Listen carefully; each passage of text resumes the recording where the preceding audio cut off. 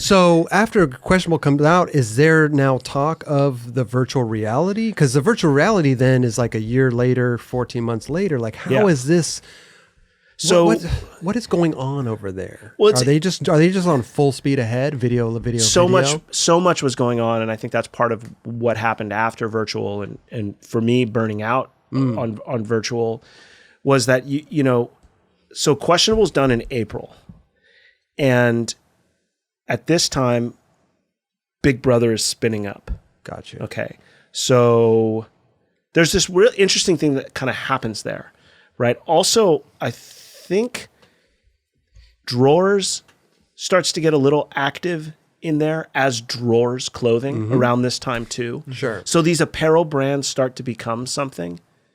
Snowboarding is actually kind of like getting to skaters like Cardiel and Wade Spot and like Danny snowboards. So, you know, that next season when virtual's happening, like I believe like they like Type A snowboards was starting. Type A. So Type A. So Mike like started Duff's, which was a shoe company.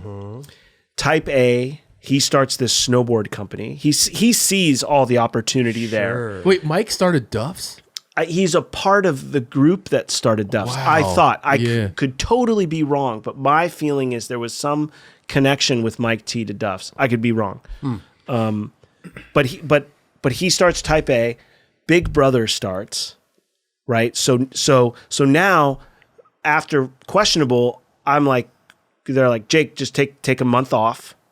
So I go home, take a month off, and then it's like, now I'm filming again. And this is when you and I are seeing each other more often. And I'm at the warehouse. I'm filming Rodney. Yeah. I'm in LA. I'm shooting for Big Brother. Like they're doing frame grabs. I edited a Taekwondo video for Mike at fucking at the World Park. There were decks there, and Mike's like, here's all the. He was like super involved in Taekwondo, and he like filmed this whole tournament. And I fucking made the edit of the tournament, of the Taekwondo tournament. He's like the song that he's the best around. I don't know that song. Okay, sorry. Karate Kid. Sorry, my bad. And then that summer, it's like, and this was something I realized recently was that I was looking at some footage of Rodney that I had filmed around that time, and the first time that he did a dark slide on he landed at Carlsbad High, and I shot at long lens. Oh, that clip was amazing, by the way. Oh, thank you. Yeah.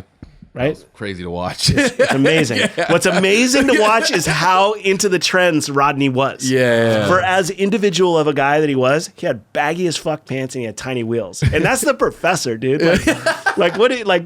He was rocking the same wheels. Like he's the guy that tells you, well, you know, technically this doesn't help your ollie. Right. Yeah. You know, like, but no, he had, you know. I love it. Yeah. I love it. So I was looking at that footage of him and I was like, why was I filming long lens? Because I was just trying to understand how my voice as a filmer evolved.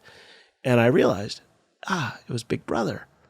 Because they were pulling the frame grabs and the fucking long lens looked way better than the fisheye when you pulled the frame so grabs. now So you're thinking of Big Brother screen grabs in the way that you film clips. Yes. Good or bad thing in your mind? No, that's a great thing because I was filming for the video, but they could use that as well. Right. And when I go back and look at the footage, I'm like, oh, I'm stoked I filmed that way. I found some footage recently of Pat Duffy and Sal skating the fountain at the zoo, San Diego Zoo. And Duffy does a frontside blunt slide on this curb. And I shoot it long lens. And it's like, beautiful. Because it's just, you don't see much long lens from that era. Yeah. Sloshbox shot a lot of long lens. Right. Sturt shot some long lens. Okay. You know, so it's like it kind of, you see that world a little bit differently. But that's kind of what was starting to happen. And then that summer, I get tasked with shooting Sheffy's Pro Spotlight for Big Brother. There's, you know, the change of the team. Tony Ferguson gets on. Yep. And then we're filming for virtual. Full speed ahead. Yeah. Not much, too much change. Only Tony Ferg got on, right? Yeah. Tony got on and Fabry was off. Yes. Oh, that's right. And Fabry and I filmed so much together. Oh, really? Great kid. Gnarly. Yeah, he's good. Muska told me this story when I first met him. He's like, dude, I met you before. And I was like, really? He's like, yeah, remember when you came to Vegas and you filmed Ryan Fabry for Questionable and you were in that like overhang like racquetball court and he's like doing nose slide, back foot flip, nose grind, back foot flip. He's like, I was that kid that was there. And it was like, wow. Incredible. Like the fact that he must, bro, legend. I mean, legend, bro. By the way, there's a guy that I love his journey that he is sharing with people right now. Oh, just yeah, to he's say fully in real in it. time. Yeah. Like, Yeah. I just have so much respect for him being completely honest with what he's going through emotionally and spiritually and existentially. And I just believe that as much as we give voice to these things that we don't know the right answers to, the more people can support each other to find those answers. For sure. And it's just, I love seeing his trip to Ohio and him finding his home. But when Muska said that to me, that was the fucking Muska heyday. I had Tony Hawk Pro Skater. I'd never met him before.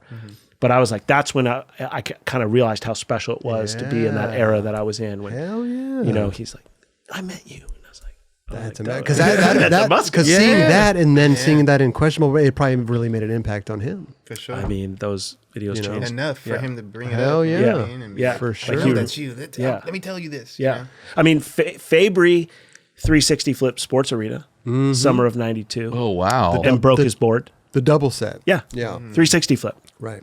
And landed, cracked his board. He was good. Did he right away? Bro. Hell yeah. No, like right when he landed, Oh, just back broke. foot. Damn. And he was leaned a little bit too far back, Yeah. but he caught it and stomped it and broke his board. Like that's Ahead of its time. like a 360 flip down the double set at Sports Arena. Like if that was in virtual reality, Yeah. Right. that's that thing. Like with Mikey trying to fakey 360 flip frontside nose slide. If that was in virtual reality, like, yeah, How was your involvement on like team editions or even like None.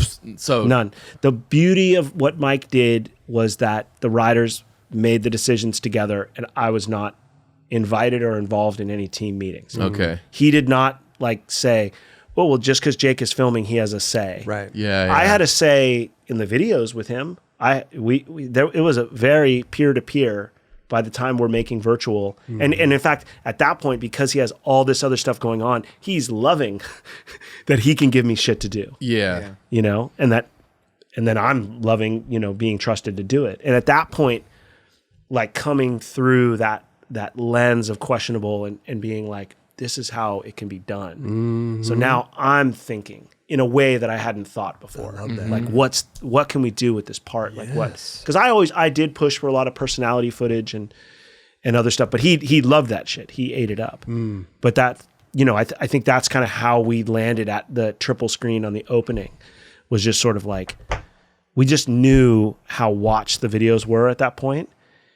And I don't remember how it came up, but I know it was Mike and I together, like, because we knew when we go to finish the video, you can do all these extra effects.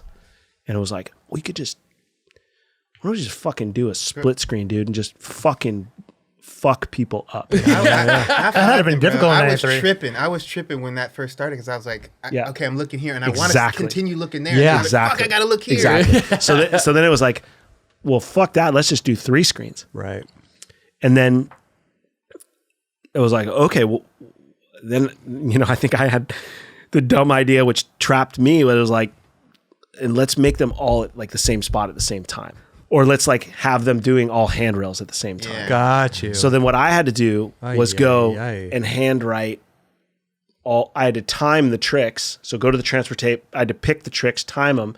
And then I made 3 columns in a notebook. And then I would circle, you know, the 3 that were the same thing at the same time, because all of those screens were their own tapes. Don't you love when you create more work for yourself? Isn't that beautiful? I mean, are you glad? 100,000%. Which means it's always worth it. No, Like, for chase sure, down the for idea, sure. like fuck, and then it is the difference where like we maybe we wouldn't have done it without everyone at the same spot or without that sense of unity, but those little moments are what make it magical when you like. You notice everyone's it. on a rail. You notice it, right? And then like Pat Duffy's doing a line, but it cuts to someone else, and then it comes back to that Yeah. line. You know? Exactly. Yeah. And again, like I think I'm grateful for that experience because Mike really empowered me to be at probably my highest confidence for that video. And you had mentioned virtual reality. You mentioned Burnout. Yeah. What was the burnout? Was it the filming and editing the video? I think what was going on there? Yeah, I mean, I think was the process longer for that video? no. What was same? No, I mean, virtual reality came out June 12th Okay. of 1993. Right. So 14 months after Questionable. We really didn't start filming until late summer of 93 or summer of 92. Yep. The Plan B has a team. They do a tour. That's when Mike and Rick are filming in DC on the Gold Rail and all that stuff. Got they get you. a lot of And footage on that trip. That's when you're taking your little hiatus. You're taking your No, break? I'm actually I am actually was running the Plan B office back in Poway. Oh, okay. And I was like, I saw all these bills were piling up and I'm like, Oh. so I paid all the bills. And I was like, Mike, I paid all the bills. He's like, what the fuck are you doing? He's like, you don't pay all the bills at once. He's like, they don't need to be, he's like, they don't need to be paid right away. Like I paid like, $12,000 of bills. And I was like super proud of myself. Like he went to the bank so that I could fucking sign the check. Like I was, like given those abilities and I fucking blew it. I was like, I thought that was my job. And then I think Carl and I we're coming up with ads, when they were doing that. God, yeah, the ads. So what was the burnout? What do you think it was? It was a lot of things. I think. I sorry to interrupt. Yeah, go. No, I mean, please, it's just please like, lead. You're in that. You just came off Questionable. I mean, this is like you're still new to all this stuff. You're still like paving your way and working with the best. Look, I'm telling my story. My narrative is coming from a specific point of view. Like, I was picked on a lot by those guys. Okay. And I get why. And as I've gotten older, I'm less salty about it. It's more endearing to me. Like, it's more like, oh, Jake. It's kind of the landscape back then as well. 100%. But by the way, like, for all these fucking guys who are getting smoked by these young kids and feeling intimidated, like, fuck you, Jake. Fuck you, fat Jake. Like, that was really normal to be talked to like that. Mm-hmm. And it wasn't all the time. So it wasn't like a 100% abusive relationship. Yep. But it became that with Mikey. And we were filming together all the time. And he was frustrated about things that I didn't know about. And then some things I did know about. And the burnout sort of was like, you're sitting here and you're filming and you're in the gutter. And I'm not saying that my position is any better or any worse than the skater who's literally fucking destroying themselves to do this. But I'm here with you. Like, I'm with you. And by the way, I'm giving everything to be here with you. And I think when it turns into this sort of jocular, like, not that same on the level respect, and it becomes more of a pecking order thing. Like, oh, we can tease him, we can pick on him, even though he's giving everything. Sure. You are fatigued at that point. Yeah. And so for me, it's like, I would love to go film with Rodney because Rodney would never talk to me in that. Rodney talked to me like, oh, Jake, look, that's great, and by the way, we were getting fucking incredible clips together. So I was super grateful for that. So there were guys on the team that I would film and I had a really positive experience with. Or if I filmed with Danny, like I could push Danny. I could go, come on, dude, fucking, you can do this. Like, I'll bet you this, or I'll bet you. And then you would fucking do it. Right. And you're like, great. And then he would walk away being like, cool. And he might still say, fuck you, Jake, just to kind of lump in with the crowd. But still, there was like, he knew that I was paying my dues. Mm-hmm. So the thing that's, that Danny mentioned it when he was on here, and it's that Mikey and I had a fight, in the editing room. And I think he was just really frustrated. And I think the fight was indicative of the burnout. And I'm cutting Rick Howard's part for virtual. I picked the song with Mike. We agreed the Rick James song. So now I'm sketching the part. And I'm like putting the clips in the order that I'm feeling, and I'm starting to feel the opening and feel the flow of it. And I'm cutting Rick's part, and Mike's on the phone with his girlfriend, and he's in the same room that I'm in, and he's on the phone. He's like, turn that shit down. I was like, no. He's like, turn that shit down. I'm going to slap the shit out of you. I was like, no. In fact, I turned it up. Oh shit. And then I keep editing it. And he fucking goes to hit me. And I kind of like kick him like this. And he's sitting in a chair and he falls straight back and his legs are in the air. And then, the phone's off the hook now. And it's like, fuck you, motherfucker. Blah, blah, blah, blah, blah. And, if you've ever been in a fight, like that first moment, once you're in it, you're good to go. Like everything is up and you're like, okay, all right, what's going on? Blah, blah, blah. Yeah. Well, he starts calling me out now. Like, what are you? And like my body starts cooling off. And now I'm getting scared. I'm like, this is a guy that grew up fighting his brother. Like, oh, fuck. And by the way, I idolized Mike Carroll. Yeah. Like I filmed that guy. I love that guy. Everyone in front of the camera, I love them. I just wanted to like show people the way I love them, so that they felt that thing that I felt when they did something amazing. So he's yelling, fuck you, motherfucking fat Jake, blah, blah, blah, blah, fuck you. And I was so scared. Mike T and Rick are right behind him in the living room. And they're just like, after the fact, they were like, like oh shit. So I'm like, fuck, I don't know what to do. I'm fucking scared. I was like, okay, fuck it, let's go. So we walk out to the front of the house. We stand. She's like, let's go outside. She's like, fuck you. I'll kick your ass when we go outside. Okay, let's go outside. So we go outside. We stand outside the front door. And I was like, he's like, fuck, come on, you fucking. And I'm like, oh my God, what do I do? And I just went, boom. And I just swung as hard as I could. And I fucking hit him square in the jaw. Perfect shot. Boom. Hit him right in the jaw. And I swear to God, he literally goes, deja vu. He said deja vu right after I punched him. Like it was so fucking. Did you even phase him a little bit? I mean, I did. I Okay. rung his bell. Like, no, I didn't knock him out. I don't think I was. Woke him up. You woke him up. Yeah, woke him up. Yeah. And he said, thank you. That's exactly what happened. He said, deja vu. And it was so weird because I remember time just stopped. And then he just grabs me, puts me in a headlock, and he's just pounding me in the head, just pop, pop, pop, pop, pop, pop, pop, pop, nonstop. And all I could do is keep my chin low. And when there's this ice plant in front of Mike's house, and I grab him and I swing around and I use my momentum and I'm like about to throw him off this like 5-foot ledge. And he grabs me, he sticks his pinky like in my shirt like this.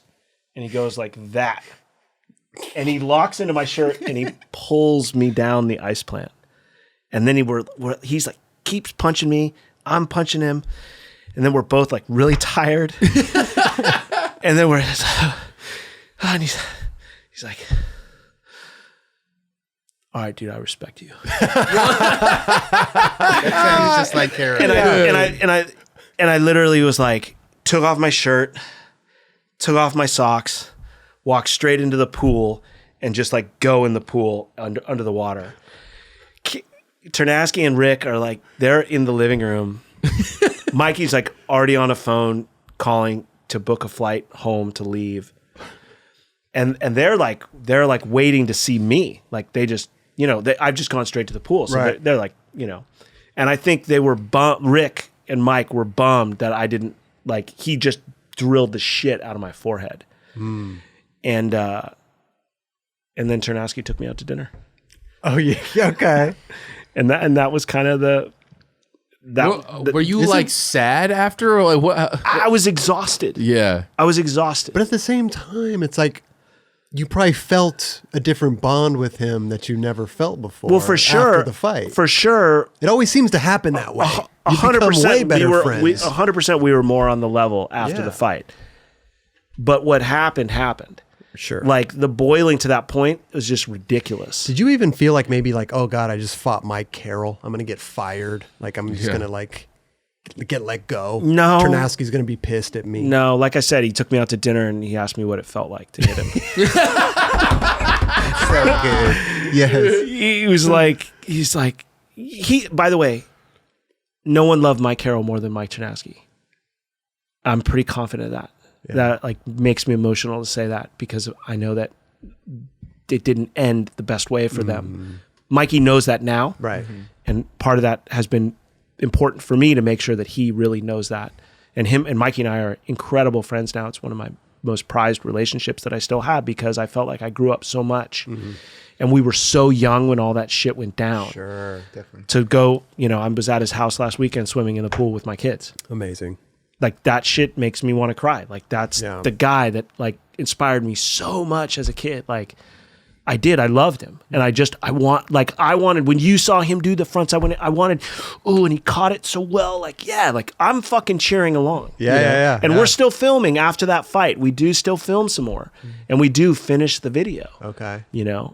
It's almost like on some Big Brother shit. Not to cut you off. Like Yeah, you guys please, had cut me the off. longest. You guys had the longest relationship in leading up into that point. Yeah, right? for sure. So I think that he's gonna have those moments of like just picking on you regardless, because you guys have that rapport. Yeah. So I think obviously the frustration of filming a video and him being in the fucking room with you editing in the moment on the phone with his girlfriend when he knows he can walk the fuck out. 100%. Right. Yeah. It's like, But that's Mikey too, right? Of course. Yeah. Not even editing his part, editing Rick Howard's exactly. part. So it was just one of those things. I'm sure it was just a frustrating moment. Yeah. But him also having his little hierarchy and being like, no, I'm not, and that's how, at that time, Mike was a dick. And I'm just being honest. I love Mike to death. A god and a dick. Of course. And that's the thing that's so unique. And that's why with- it was acceptable at that time. Exactly. And people would accept that shit. And I accepted it. I took it. A lot of people accepted it. The thing that pains me, one of the things that pains me the most, there's that line at Lincoln,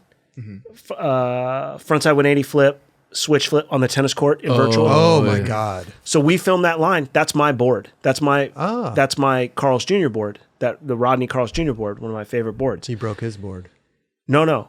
Then I filmed Danny's frontside 180 flip that ends his part. Okay. Right? In virtual. Oh, yeah. The bump over the bump over at the Carl's Jr. gap. Yeah. He broke his board, so he landed it on my board. That Carl's Jr. board at the Carl's Jr. gap. That's kind of cool for skate nerds. Wow. That's tight. I'm filming Mikey at the marina in San Diego. He gets pissed. He throws my board in the ocean. Okay. My Carl's Jr. board. That's prior to the fight. That's prior, it's just It's all a build leading up to. It's hard to, I think one of the hardest things to do is develop skills growing up being a celebrated pro skater at a young age. Yeah. So I was trying to remember who maybe this was the conversation I had with Meza, because I don't want to attribute it to the wrong person, but it was like, Nigel has never had a conversation with someone who didn't know who he was. Mm-hmm. Most likely. Yeah. Right. Yeah. Like you go through your life and your formative years, Right. everyone knows who you are.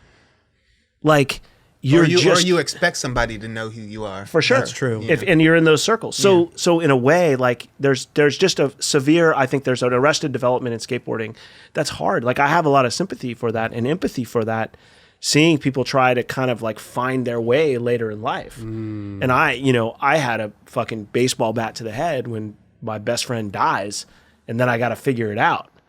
But like, had I been, who knows what happens, to be in it longer. But, I think back on that time. I think back on those guys leaving. I took that all very personally. I was very upset. I was very angry with them. And then Mike dies. But now I go, dude, we were so young. Yeah. And like none of those dudes were good at talking about their feelings. Sure. Yeah. Ternasky was, I was. That's why we were so close. And he knew that I needed him. And he gave me all of him. And thank God. Right. But I think it's like those guys were 18 years old when they started Girl. Yeah. Like That's fucking bananas Yeah, to it's think so about. young. Right? Yeah. 18 years old? Well, those guys, but Megan wasn't. She's a little older, so that made them feel much more confident 100%. in the process. 100%. But still, it's quite an endeavor. But just to say go that. I out agree, there. 1,000%. Yeah. I know that they for sure were like scared to take that chance. Insecure, and it's like, and they were already those individuals. So, but they took the risk, and it was the best risk possible. absolutely, At that time. absolutely. Sure. And that's what makes the industry, people leaving companies, starting their own. I mean, this is what keeps the process going sometimes, so to speak. Definitely. It's crazy. But man, wow. But that was the burnout. And then so we finished the video. Mike Chernesky gets married like the next weekend. After the video comes out. By the way, let's talk about this. Yeah. Blind section in the video. Sure. What sparked that? So, because Jerron didn't even know. Yeah. I don't think a lot of the guys knew. So, they saw it at the premiere. Like I said, my version is what I know and experienced. Yep. It's a topic in skateboarding that those guys knew they were going to leave, grabbed the tapes, and said, edit this. Well, I edited that part, and I don't ever remember Mike and Rick edited what the blind section, the friends part. So Rudy, if you remember, I made that part for Rudy Johnson, and I used Beatles music for that because Rudy loved the Beatles. Rick Howard also loves the Beatles. Yeah. So, to my recollection, Rocco did not have another video lined up when we were making virtual reality. He was all in on Big Brother. There was nothing lined up to happen anytime soon. So, great. We'll use your footage. Some of it's mine. Some of it's Mike T's. We'll use your footage and we'll edit this part of all of these friends. Great. And we'll call it the friends section.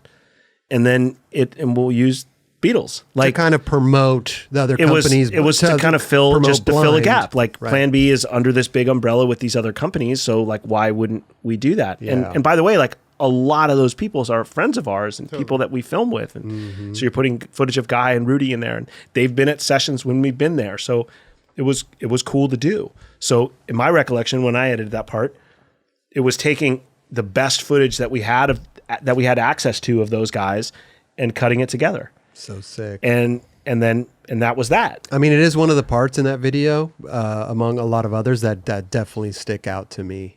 You know, the friend section. For sure. But you're saying that Rick and Mike told you to do that? No. Or who said they do that? I'm saying that Ternasky, it was like, let's get the footage from Sock and World to put something for those companies because they don't have a video coming out. Oh, yeah, okay. And I don't know where, and it's like, I mean, by the way, Mike and Rick could very well have had the idea to start something at the time that happened. But I don't remember now. And again, they could have had a conversation with Ternasky that I wasn't privy to, where they said, "Hey, Mike, you should see and put about this footage." I've never heard that they had a conversation because that's the only way that it would have happened. Someone would have had to tell Ternasky, and Ternasky would have said, "That's a great idea." Right. My recollection is that there was a conversation with Rocco about how, and Mike, by the way, Mike made Love Child. Yeah, I mean, so Mike had and was comfortable with acting. Like the summer after Questionable, Mike makes Love Child for World. Well, it's like the same thing. That makes the most sense to me. Is the girl and chocolate vibe, right? You have a girl video, you put chocolate guys in there. Now you're promoting the chocolate. It's the same thing. It's like, okay, cool. These blind guys don't have a video coming out, so we're going to put them in here. We're going to support blind, give them some shine too. Yeah, exactly. That makes the most sense. Absolutely, it does. But there's a lot of footage still at that time, you know. So you guys took a little sliver of what was on that transfer tape that Stock still holds. There's so much shit. Yeah. So I'm like, there still could have a video still could have been made. Right. After the fact. Right. Because there was only not even a minute of footage was used. You know what I mean? So it's like, what happened to all that footage? But to me, I think what Tron's saying, if Sock still has the tape, we've never seen any of the footage. But you wouldn't. But here's the deal. It's a Plan B video. I would have never done that. Totally. I would have never, I'm not using contaminated in a negative way. I would have never contaminated the Plan B video with riders that weren't on Plan B. It's the Plan B video. For sure. Yeah. So, and I think in my head, there was always a number of tricks for each guy. Mm-hmm. And I think if you go back and look at it, except for a couple of people who maybe didn't have a lot of footage, it's pretty evenly distributed across people to kind of get through there. Okay. And so to me, it was always like a little escape. It was a dip out of this. These are all of our friends. Look how rad they are. And like there was maybe enough footage for a video, but maybe there wasn't a vision for the video. Behind it. No, and also, I don't think Sock had made a video at that point for World. I don't think so either. So now it's like, who's going to make that video? And like you said, Rocco's all in on Big Brother. 100%. So there's okay, focus. now this all makes sense. I'm glad. Like, by the way, those guys might be right. Now that all being said, if those dudes did that on purpose, that hurts me For sure. Like for real. Like I was hurt when they left because I saw Mike showing the books to them. I saw Mike is getting super into snowboarding. Mike is getting into these other things. Like Mike letting me do so much with virtual reality is because that's what he wanted to happen. He wanted me to start making all the videos, and he wanted to start going into these other places and doing other stuff. So he was showing the skateboard business to Rick at that time and sharing a lot of the stuff that was going on. So, but that was how I saw it. Sure. And so what hurt me was that I saw him not withholding things or being shady, you know. I saw him doing what he'd always done, which is like, hey, eventually I'm just going to turn this thing over to you guys. And then they left. And so for me, like, that's my guy. Mike's my guy. Yeah. Like, he would fucking go to the mat for me, so I'm going to go to the mat for him. And it took me a long time to let that go. It took me a long time of seeing Rick here and there, seeing Mike here and there. And I remember I was at like California Chicken Cafe in Hollywood. I had like... It's a great place. It's so good. Chinese chicken salad. Oh, the best. Come on. Yeah. You ever put the red hots on it? Bro, their barbecue sauce is just... Anyway, you saw him at California. No, I had like a 2-hour conversation with Mikey. Oh yeah. Then it was kind of right before we did these shoes together, and he just said a lot of stuff to me that I feel like he needed to say, and I said a lot of stuff to him, and then from that point on, I just have really been like, not kumbaya about it, but it's like, I just understand it more. And then I'm kind of grateful for that perspective, and then I go back and then I just go, man, you know, I'm sad that they didn't have the closure that they could have had if they weren't so young before Mike died. Yeah. Right. How did you find out that they were leaving?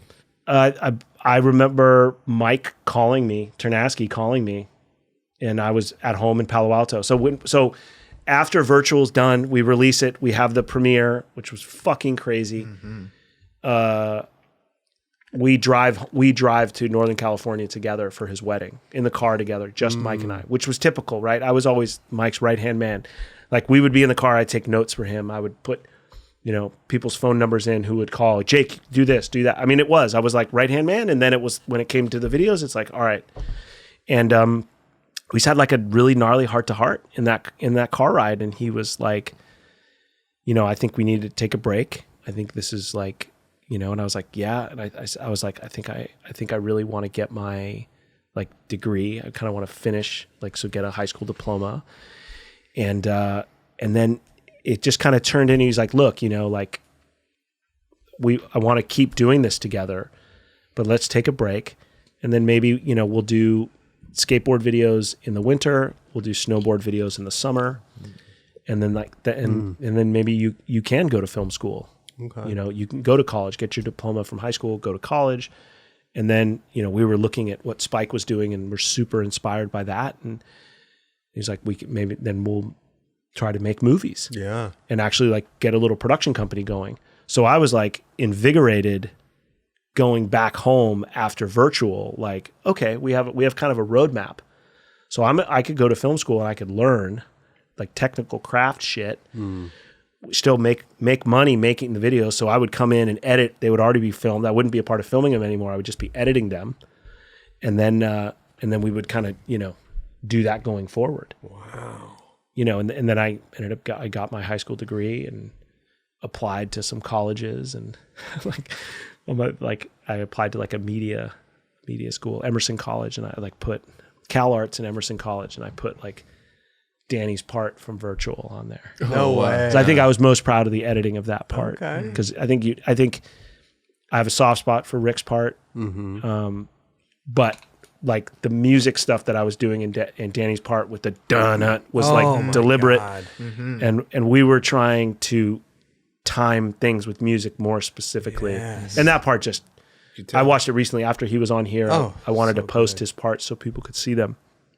So good. Street Danny from Virtual. Crazy. I make more money than you. shoes. Skateboarding. Guaranteed. Favorite shit ever. That line was favorite so shit insane. ever. God, best shit ever. Watching that as a kid, you know, and like, I'm not a pro. I'm just, and here's this guy telling this woman in a business suit, like, I make more money than you skateboarding. Yeah. And we don't know the context before that, but obviously she was, she's trying to kick him out. Kick him out, Yeah, of course. yeah. But I was like, that is so awesome. Yeah. I love that shit. Yeah. I mean, There's this fucking cocky bastard. Yeah. Just you know what I mean? Like, I loved it. Yeah, it's fucking it was a Danny Way. It was a legendary moment. Straight Yeah. up. Yeah. Were you there? Were you filming it? No, that's Mike T. Oh shit! In the back of the. There was another back of the thing van. too. And I was here. It was Mike T that was filming. I think Rick's part. You could hear him go, "Yeah, go ahead," like in the line. Keep like going. he was, keep going. Yeah, totally. Yeah. Totally. He would do that a lot. Like some people didn't like it. Some people liked it. He did that a lot with Rodney. Okay. When Rodney's in Questionable filming those first lines. I mean, I would say that too. If I felt like if we were filming and you rolled away from the switch flip Manny and you were like, I saw you had a look in your eyes, I would say, keep going. Yeah. Because if you land a trick after that, that's an all-time line. Right. If you don't, 6 you stars. got the trick. Yeah. 6 stars. 10 stars. 10 stars. Yeah. Extra stars. Yeah. Extra stars. Yeah. Where is that like button? Right? Is it right here or right here? Just a little scroll coming down the bottom. It's Subscribe. over to it's on your It's on my left. right? It's on No, my on your left. left. Hey, Yeah. hit Right that there. button right there. Right there. Right there. The like button's kind of like in the middle there. It's like we're kind of like it's like right here? Kind of. Like right and there? The subscribe's like over to the left. Like right over there. All right.